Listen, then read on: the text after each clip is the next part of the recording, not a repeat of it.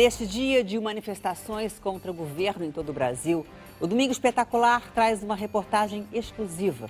Uma entrevista com os delegados federais da Lava Jato, a operação histórica que há 2 anos sacode o mundo político e empresarial.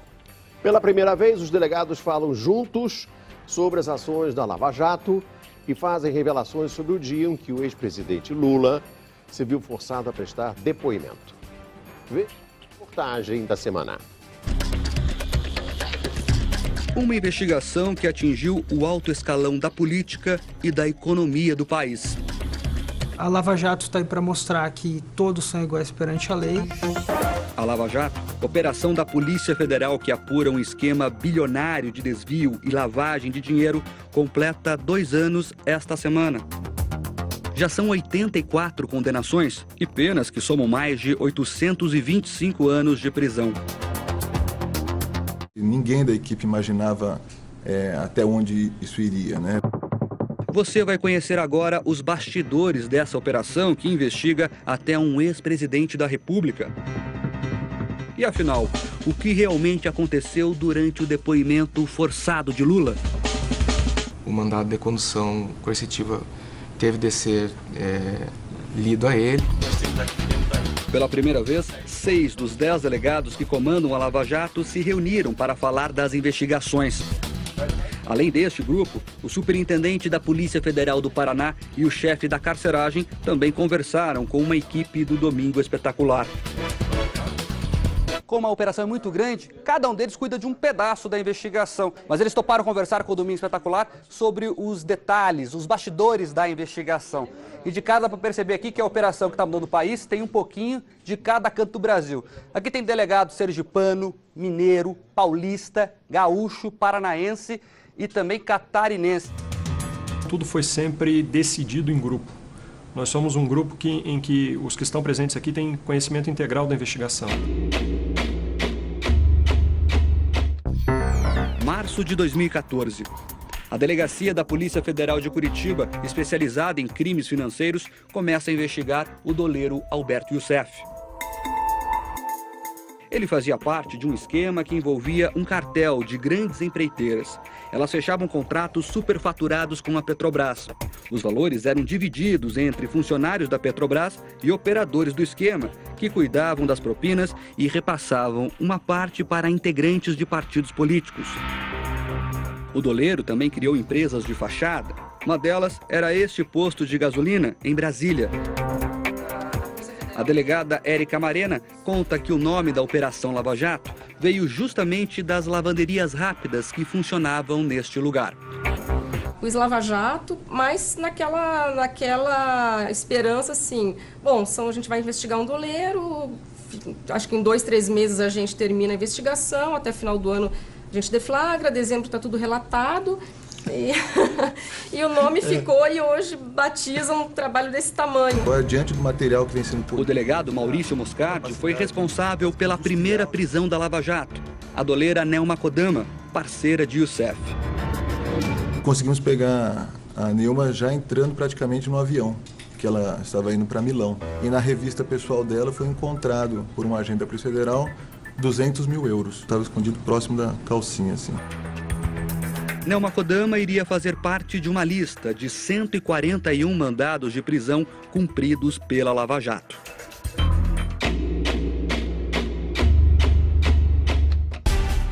A Operação Lava Jato contabiliza 24 fases, algumas com nomes curiosos.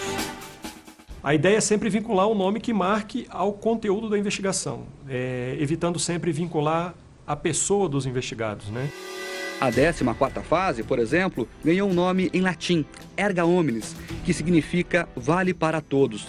Nessa etapa, que ocorreu em junho do ano passado, Marcelo Odebrecht, presidente da maior empreiteira do Brasil, e outros grandes empresários foram presos. A 14ª fase foi bem significativa, porque nós vínhamos de uma fase em que várias empreiteiras foram investigadas, seus empreiteiros foram presos e faltavam 2.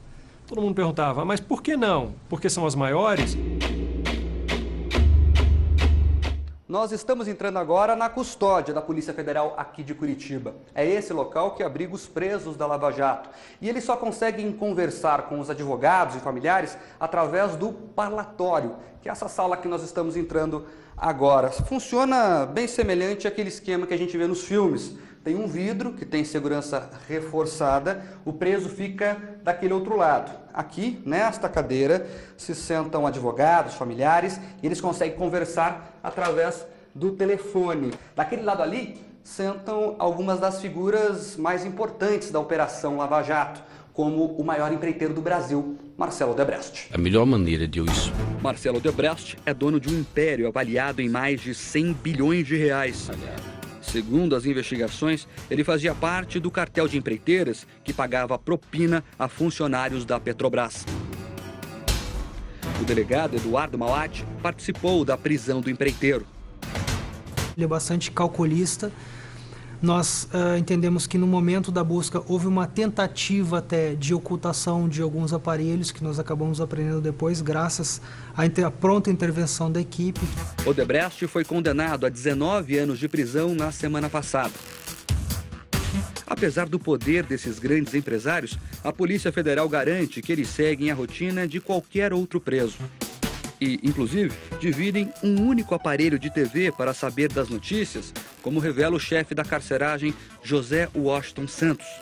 Por conta de uma decisão judicial, o preso Alberto Youssef está tendo direito a uma televisão. E essa televisão ficando na cela do Alberto Youssef, quando há notícia, ele acaba aumentando o volume da televisão e os demais presos passam a ter conhecimento do que está acontecendo naquele momento. As prisões resultam em mais trabalho. Os delegados e suas equipes passam dias analisando documentos, computadores, extratos bancários, celulares. A delegada Renata coordena esse trabalho.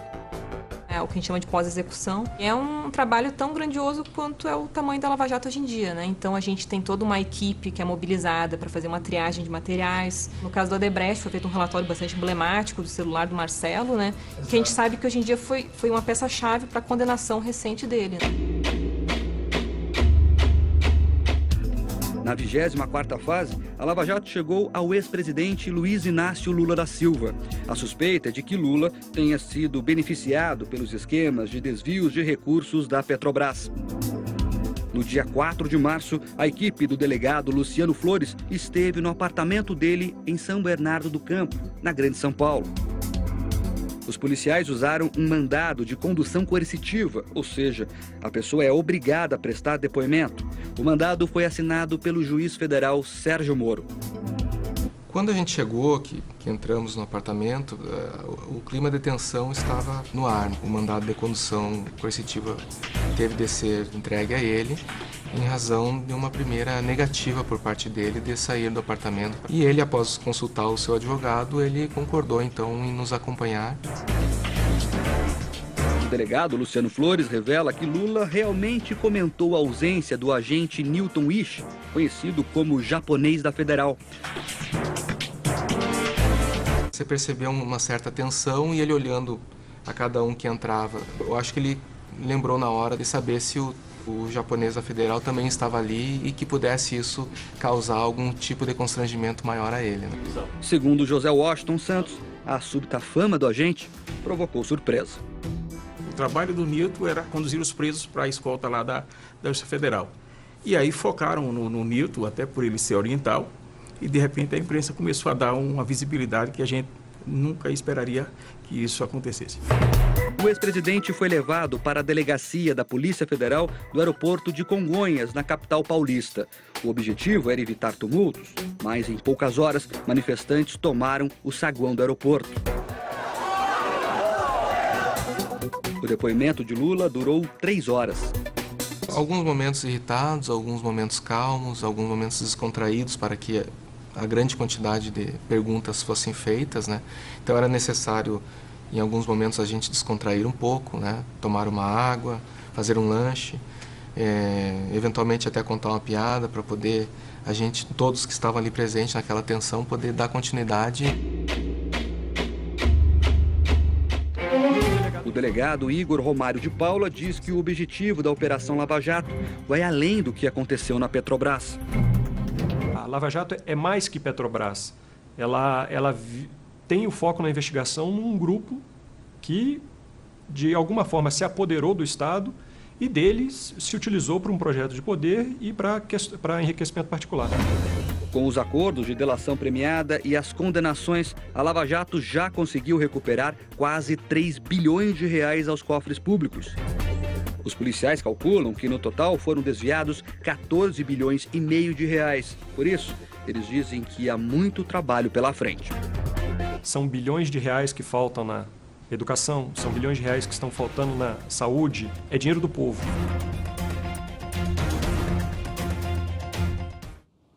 Vamos ver agora como foi o dia de protestos em todo o país. Os maiores desde o início das manifestações contra o governo e a corrupção.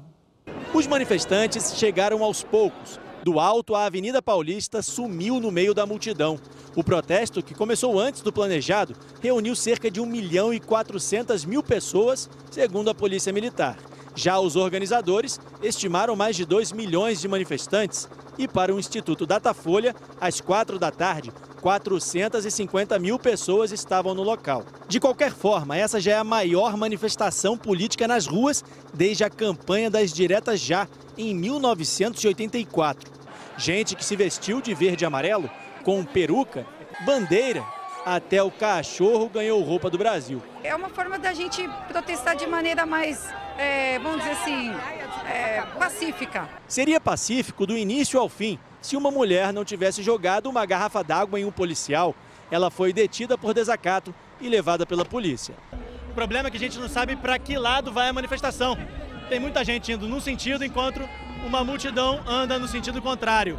Segundo a organização, os manifestantes ocupam mais de 2 quilômetros da avenida. É tanta gente que é até difícil caminhar por aqui.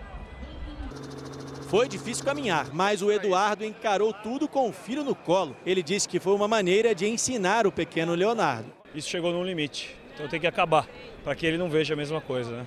Dona Helena, de 70 anos, veio a uma manifestação pela primeira vez. O importante é mostrar que nós não estamos satisfeitos. Quero ter orgulho do Brasil, que hoje eu não tenho. A avenida mais famosa de São Paulo ficou tomada. Os acessos e ruas mais próximas também.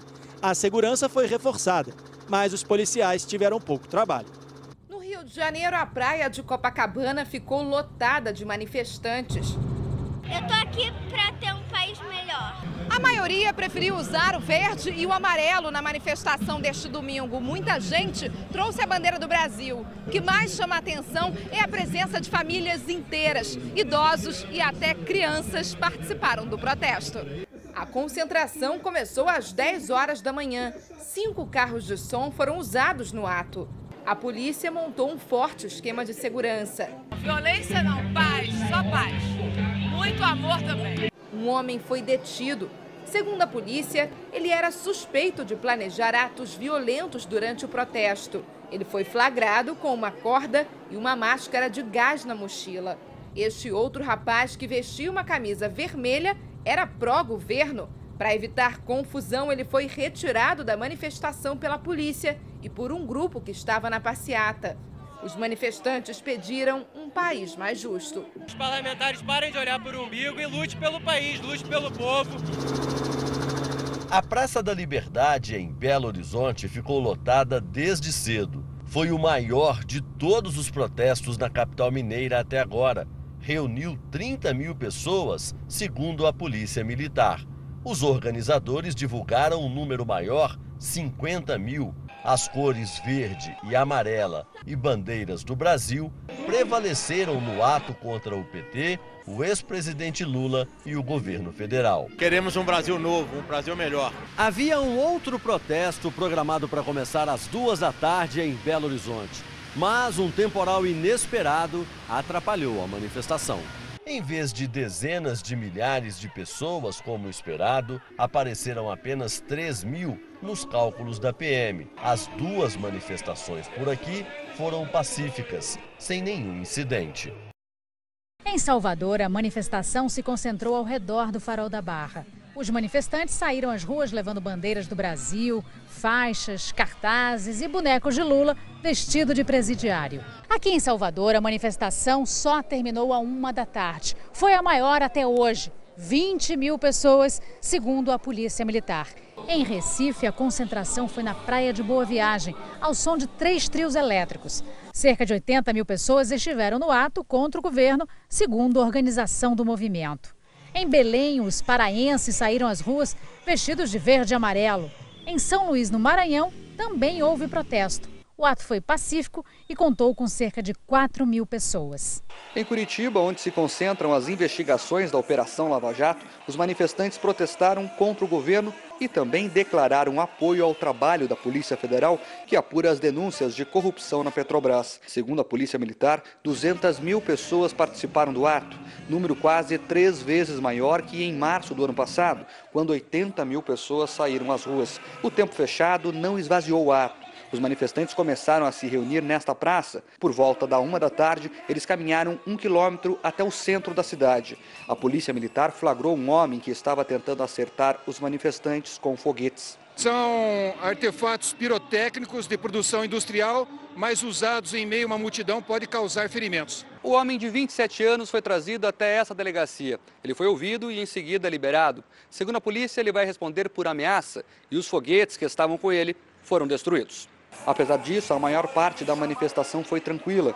Muitos pintaram os rostos de verde e amarelo. Outros apostaram na irreverência. O famoso japonês da Polícia Federal não escapou das brincadeiras. É só um primo distante dele, meu parente. Está apoiando ele. O juiz Sérgio Moro, responsável pelos processos da Lava Jato em Curitiba, disse em nota que ficou tocado pelo apoio às investigações e que espera que as autoridades eleitas e os partidos ouçam a voz das ruas. Em Brasília, 100 mil pessoas tomaram a esplanada dos ministérios. Foi o maior ato de protesto contra o governo já realizado na capital federal.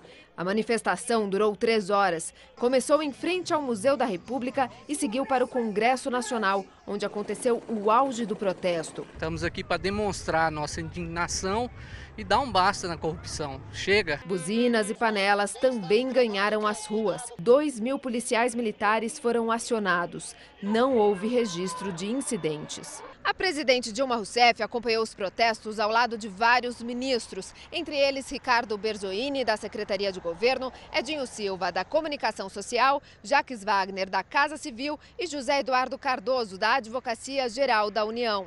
A expectativa é que só amanhã, após uma reunião de coordenação política que acontece aqui no Planalto, Dilma Rousseff dê uma entrevista coletiva sobre as manifestações e sinalize os próximos passos para enfrentar a crise política no país. Em nota, a presidente Dilma disse que a liberdade de manifestação é própria das democracias e que o caráter pacífico das manifestações ocorridas neste domingo demonstra a maturidade de um país que sabe conviver com opiniões divergentes e sabe garantir o respeito às suas leis e instituições.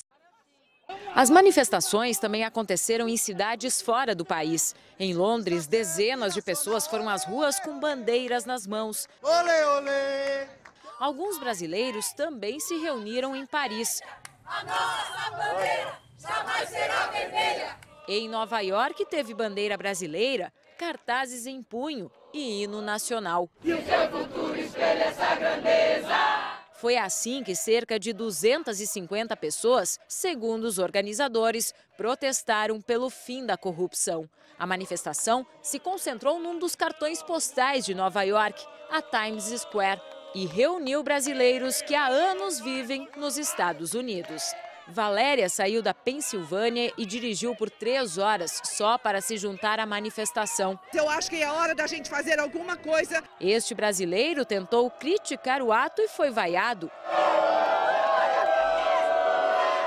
A polícia teve que retirá-lo do local. Adelson, de Recife, está nos Estados Unidos a passeio e mudou a programação só para se juntar aos manifestantes. Parei o turismo para protestar aqui. Se tivesse no Brasil, faria a mesma coisa.